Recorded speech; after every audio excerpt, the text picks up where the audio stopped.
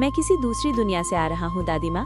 सरसरी तौर पर दूसरी दुनिया से मुराद मुसाफिर के लंबे सफर की थी, लेकिन बुढ़िया बेचारी जो बहुत ही सादा थी और उसके दिलो दिमाग पर बेटे की मौत का असर था, इसलिए वो गौर से उस मुसाफिर को देखने लगी, क्योंकि अपने दिल को समझाने के लिए वो भी अक्सर यही कहा करती थी कि उसका बेटा अब दूसरी दुनिया में चला गया है। मुसाफिर की जुबान से दूसरी दुनिया का नाम सुनकर फौरन उसे अपने मरहूम बेटे की याद आ गई और एक सर्द आह भरकर बोली, बेटा क्या तुम सच दूसरी दुनिया से आ रहे हो?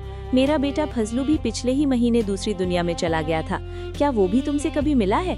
मुसाफिर जो निहायत ही चालाक था, वो बुढ़िया की सादगी को भांप गया और बोला, ओह वो फजलू आपका बेटा है दादी माँ, मैं तो उसे अच्छी तरह जानता हूँ। मैं और वो एक ही कोठरी में रहते थे, बहुत अच्छा लड़का है फजलू मियाँ।